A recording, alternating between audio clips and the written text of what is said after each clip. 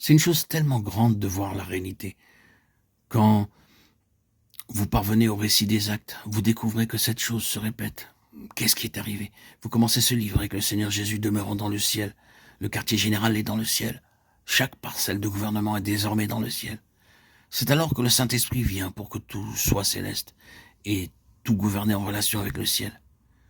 C'est ce que nous disions dans le chapitre précédent concernant le livre de Josué au chapitre 3, le capitaine des armées du Seigneur venant tout mettre en relation directe avec le céleste pour que tout procède du ciel.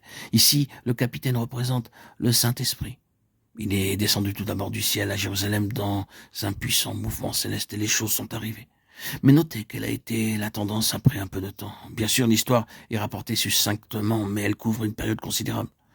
Après un certain temps, Jérusalem a gravité vers le terrestre et commençait réellement à devenir le quartier général terrestre de l'Église.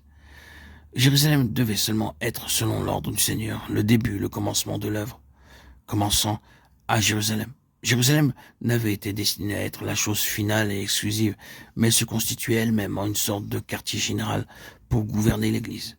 Et vous trouverez que cette tendance s'est développée en parcourant le livre des Actes. Considérons un peu Paul, l'homme céleste, et voyons comment il a répudié Jérusalem.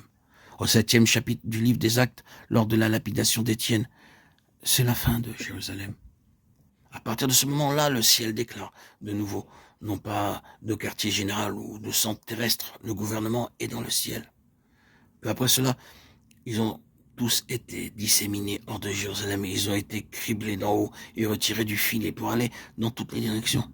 Que ce soit Philippe ou d'autres, où qu'ils aillent, ils ont été les témoins du Seigneur céleste, introduisant partout ce côté céleste des choses. Oui, partout les Lévites sont en relation avec le monde entier pour garder les choses selon la pensée céleste. C'est ainsi que cela se développe. Lorsque vous parvenez au chapitre 9, c'est un immense mouvement du ciel qui est rapporté. Saül vient de Jérusalem et se trouve sur le chemin de Damas. Jérusalem est son quartier général, cela paraît assez clair. Il représente l'autorité du grand prêtre et les notables de la ville. Jérusalem gouverne dans cette situation, mais il découvre, avant de parvenir au bout du voyage, que le gouvernement n'est pas à Jérusalem, mais dans le ciel.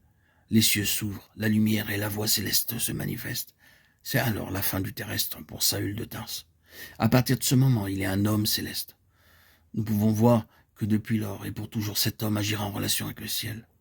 Nous pourrions le voir dans le détail, mais ici, nous avons un puissant Lévite. Désormais, ce ne serait plus Jérusalem, mais Antioche. Le Seigneur s'est déplacé de Jérusalem. Antioche signifie quelque chose de spirituellement très pur. Jérusalem est devenu le centre administratif de la chrétienté. Mais il n'y a rien eu d'officiel à Antioche. Ce que vous avez à Antioche et qui supplante maintenant Jérusalem, c'est un groupe d'hommes qui jeûnent et prient. Et le céleste fait son entrée. L'Esprit Saint peut dire « Séparez-moi, Barnabas et Saül », acte 13:2. C'est quelque chose en relation avec le ciel que vous voyez. Et c'est merveilleux.